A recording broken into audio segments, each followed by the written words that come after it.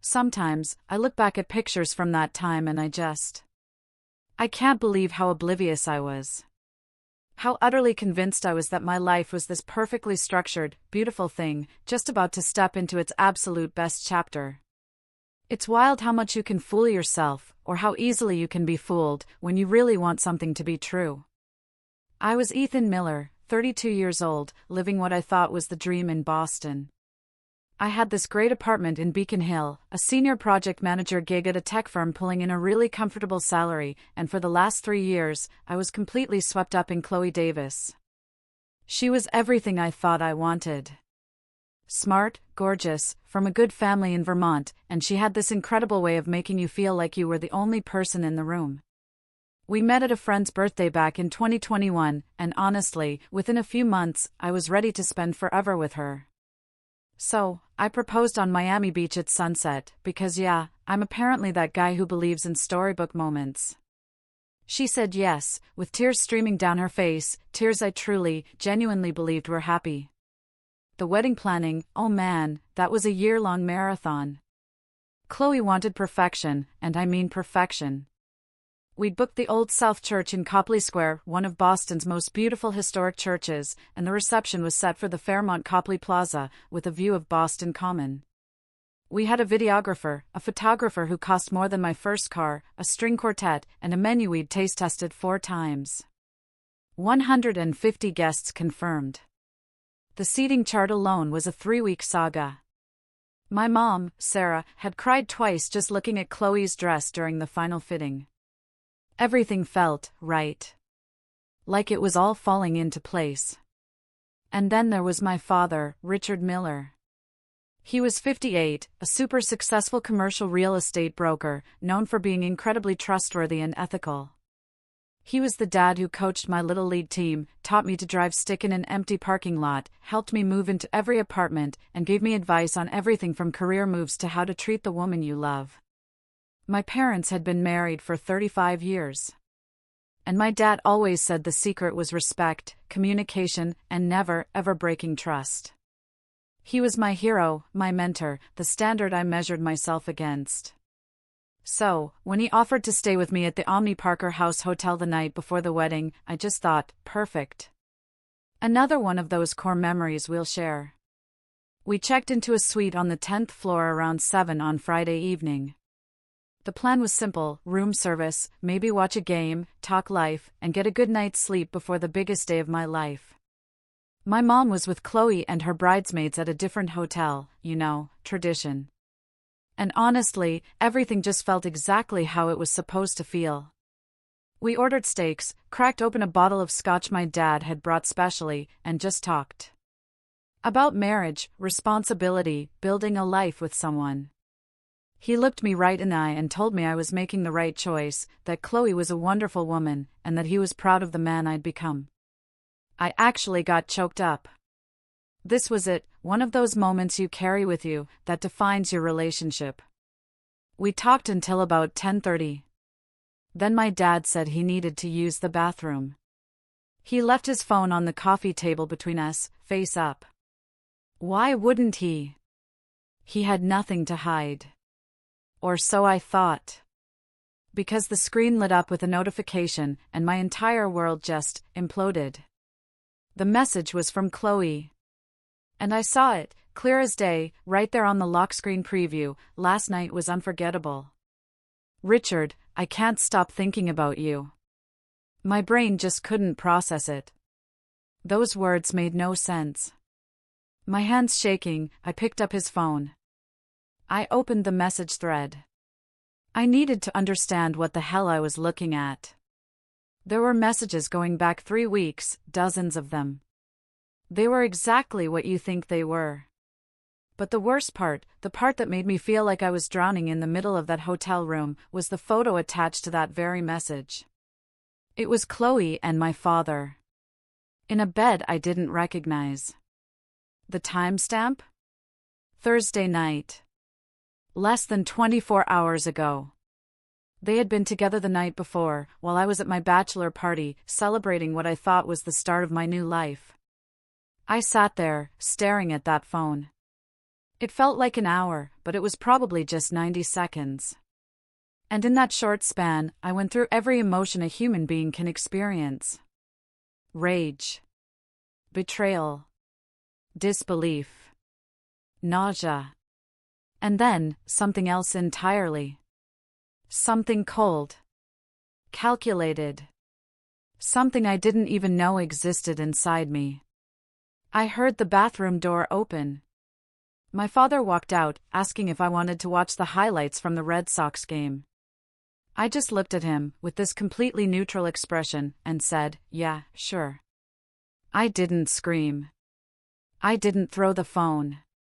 My voice didn't even shake. While he poured himself another drink, I opened my laptop, connected to the hotel Wi-Fi, and forwarded every single message and photo from his phone to my email. Then, I uploaded everything to 3 separate cloud storage accounts. I'm a project manager, remember? Redundancy is how I operate.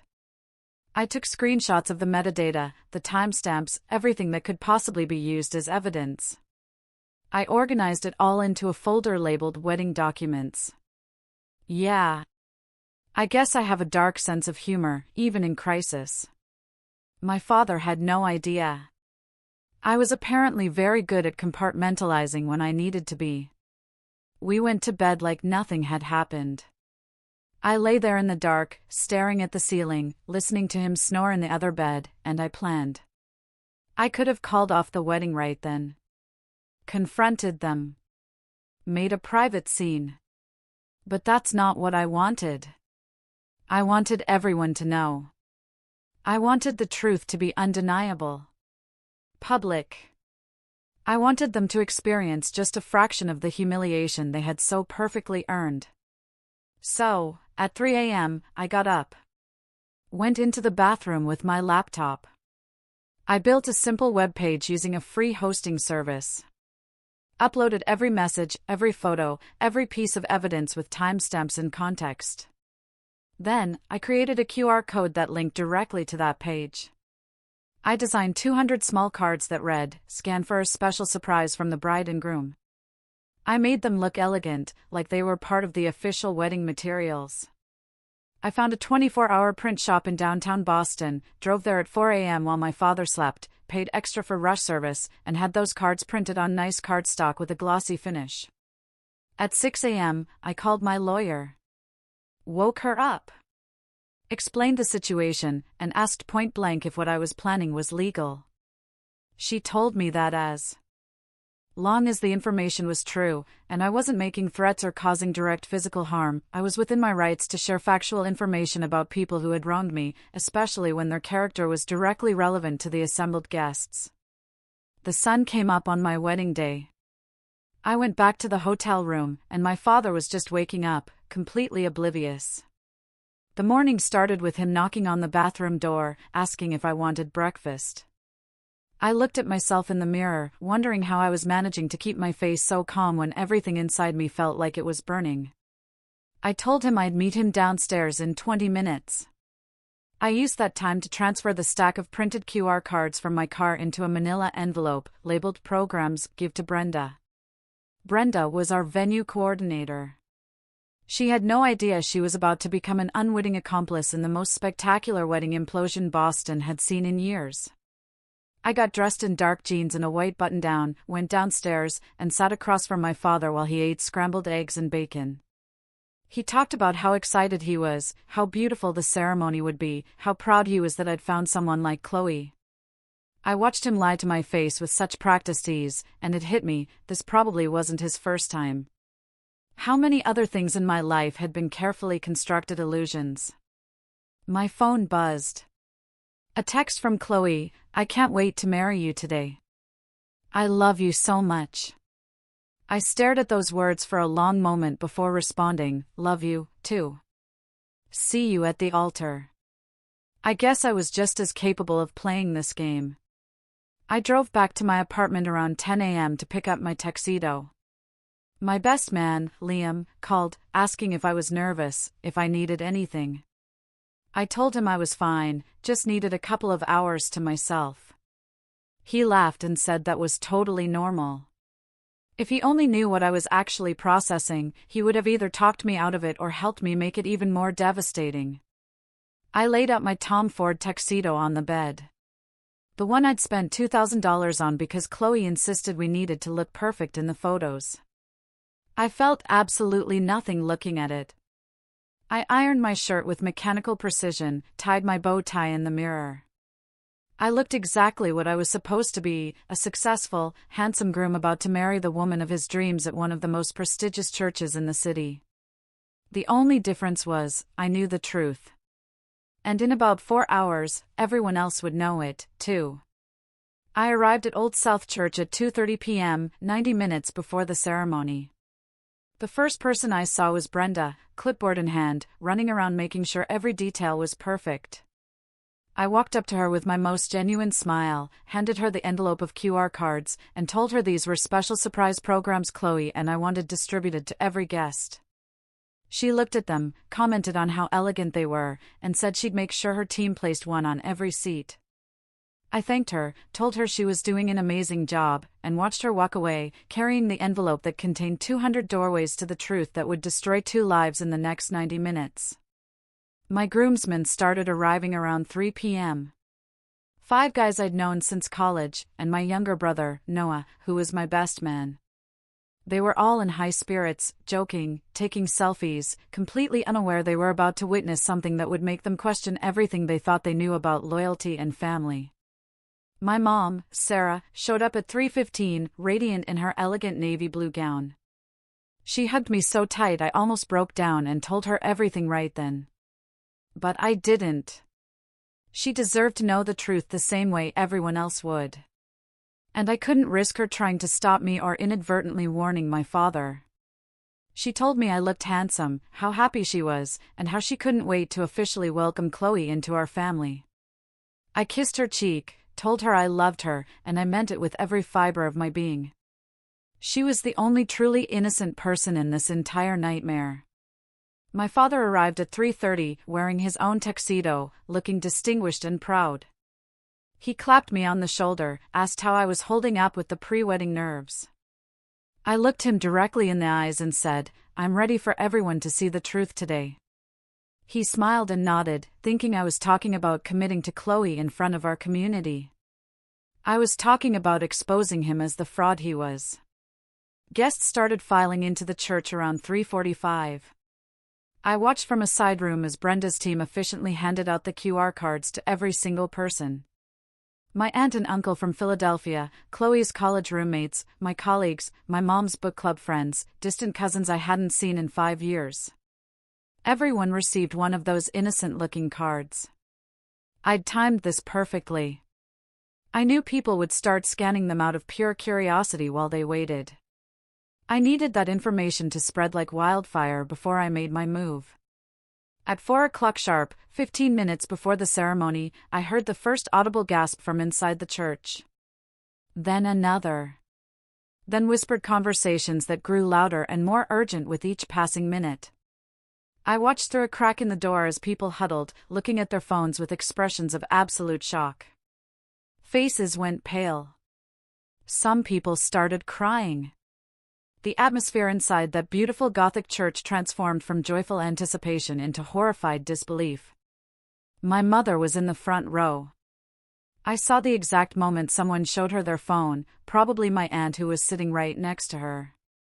Her face literally crumbled. Like a building collapsing in slow motion. She turned around, looking for my father with an expression of such profound betrayal that I had to look away.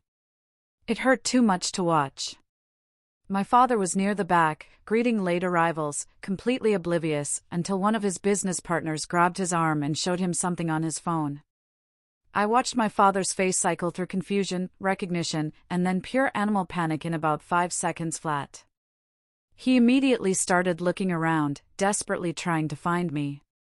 The church, filled with happy chatter 10 minutes ago, was now eerily quiet, except for frantic whispers and the occasional sob. I knew with absolute certainty that it was time to finish what I had started. The officiant walked up to me at 4:10, genuinely concerned, asking if we should delay the ceremony. I told him to proceed exactly as planned. Everything, I said, was going perfectly according to my plan. The music started right on schedule. The bridesmaids began their processional down the aisle in their champagne-colored dresses. And I walked out to take my position at the altar, in front of 150 people who were all staring at me with expressions ranging from profound pity to shock to morbid curiosity. My father tried to approach me from his seat in the front row, probably to warn me or beg me to stop whatever he thought was coming. But my uncle physically blocked him, arm across his chest, and told him in a voice loud enough for nearby guests to hear that he needed to sit down and shut up.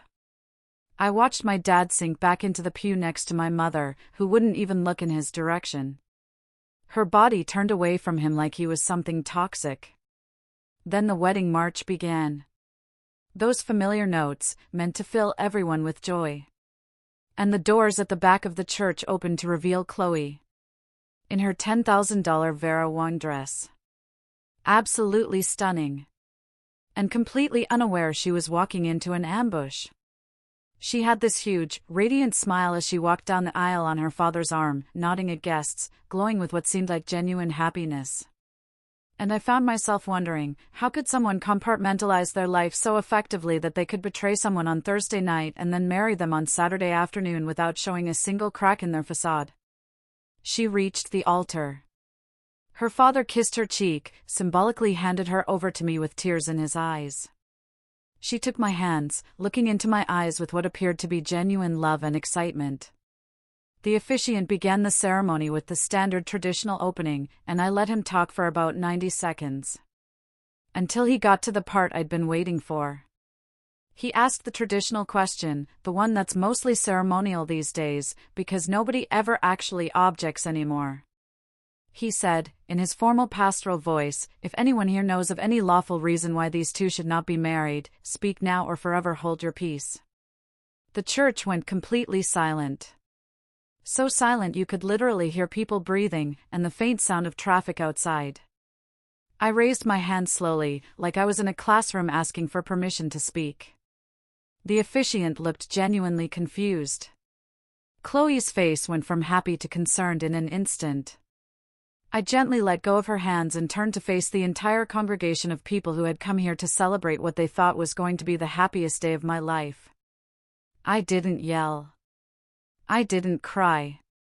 I didn't let my voice shake even a little bit. I just spoke in a clear, calm, almost conversational voice that carried through that entire Gothic church. I have a very good reason why this wedding cannot continue, I said. And I think most of you already know exactly what it is, based on what you've seen on your phones in the last 20 minutes. Chloe grabbed my arm hard, whispering urgently, "What are you doing, Ethan?" I looked at her, and said, loud enough for the front rows to hear, "I'm telling the truth. Something you apparently forgot how to do." I turned back to face the guests and continued, telling them in clear, simple terms that the woman standing next to me in a wedding dress had been having an affair with my father for at least 3 weeks. That they had been together Thursday night while I was at my bachelor party. And that I had discovered their betrayal less than 48 hours ago through a text message my father was careless enough to leave visible on his phone. I told them that every message, every photo, every piece of evidence, with full timestamps, was available on the website they had all accessed through the QR codes. And that I wanted everyone here to understand exactly who they had been celebrating and supporting, and what kind of people they actually were. My mother stood up abruptly and screamed at my father, her voice cracking with pain and rage, asking him how he could do this. How he could destroy their marriage, their family, and my life for something so selfish and disgusting. Chloe's parents were in the third row, looking absolutely mortified. Her mother was openly crying while her father just sat there, mouth hanging open, like his brain couldn't process what was happening. Chloe tried desperately to defend herself, saying, "This isn't what it looks like. Please, let me explain." But I cut her off immediately. "There are literally photos with timestamps, Chloe," I said. "It's exactly what it looks like. And everyone here can see them." My father finally found his voice and stood up, trying to apologize. "Son, please, let's talk about this in private. We can work through this." I actually laughed. The sheer audacity of asking for privacy after what he had done was almost impressive in its shamelessness. I told him he had forfeited his right to privacy when he decided to sleep with my fiancée, and that he had forfeited his right to call me son when he betrayed every single value he had ever taught me about honor, integrity, and loyalty. I took off my boutonniere very deliberately, set it on the altar like I was making a formal statement. I told everyone in that church that this wedding was over, that my relationship with both Chloe and my father was permanently finished, and that I sincerely hoped they would all enjoy the refreshments at the reception, which was now cancelled. I walked down that aisle, head held high, shoulders back. Behind me, Chloe collapsed, sobbing into her father's arms. My father tried to follow me but was physically restrained by multiple people. My mother told him, in a voice that echoed through the church, that if he took one more step in my direction, she would make sure he regretted it for the rest of his miserable life. My brother, Noah, caught up with me in the parking lot and asked what I needed. I told him the only thing I needed was for him to make sure Mom was okay and had somewhere to stay, because she was the only person in that church who deserved any compassion or support. I drove straight back to my apartment without looking back. Changed out of my tuxedo, packed 2 suitcases, and checked into a hotel near Logan Airport. I couldn't stand to be in that city for one more night. The story went viral within hours. Of course it did. When you expose a betrayal that publicly in the age of smartphones, someone is always going to record it or post about it. I started getting calls from local news stations, from random people on the internet calling me either a hero or an idiot, and from friends and family members wanting to know if I was okay.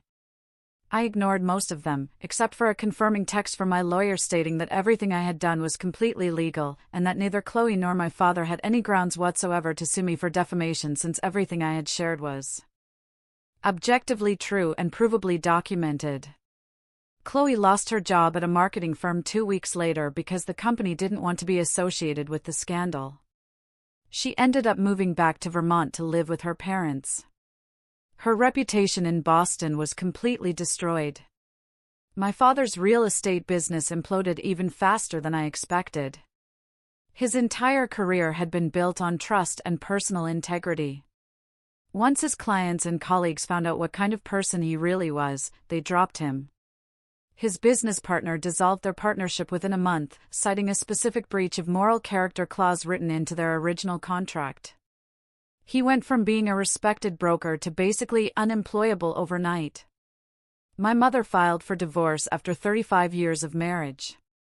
She told me on the phone, through tears, that she felt like she'd wasted her entire adult life on a man who didn't deserve her loyalty or sacrifice. She got the house, half his retirement accounts, and monthly alimony that ensured she'd be financially comfortable for the rest of her life. Honestly, that was the one genuinely good thing that came out of this nightmare. 3 months later, I quit my job in Boston and accepted a position at a tech startup in Charlotte, North Carolina. I needed to start completely over, in a place where nobody knew my story, where I could just be Ethan Miller, the project manager, instead of Ethan Miller, the guy from that viral wedding disaster. The change of scenery helped more than I expected. I threw myself into work on AI projects that were actually interesting and challenging enough to keep my mind occupied and prevent me from dwelling on what had happened. I started dating again about 8 months after the wedding that never was. But I took it extremely slowly and carefully. My ability to trust people had been fundamentally damaged. My father tried to reach out several times through Noah over the following year, asking if we could meet, if there was any way to repair our relationship. I finally agreed to see him once, about a year after the wedding, just to get closure. He apologized profusely. He cried. He told me what he did was the biggest mistake of his life and that he would do literally anything to earn my forgiveness. I told him very calmly that I forgave him, because holding on to anger and resentment was only hurting me, preventing me from moving forward. But that forgiveness didn't mean reconciliation. I had absolutely no interest in having any kind of relationship with him going forward. He accepted that with what seemed like genuine understanding. We haven't spoken since that meeting. As for Chloe, I heard through mutual friends that she and my father never actually continued their relationship after the wedding exposure. Whatever twisted thing they had between them fell apart as quickly as it started once all the excitement and secrecy were gone and they had to face the real-world consequences. She's apparently engaged to someone else now, some guy from her hometown in Vermont. And I genuinely hope for his sake that she's learned something and become a better person. Though I honestly have my doubts. My life now is better than it ever was before that wedding.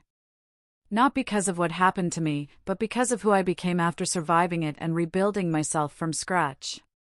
Looking back, that wedding disaster was actually the beginning of the best and most authentic chapter of my entire life. What do you think? Was it worth it?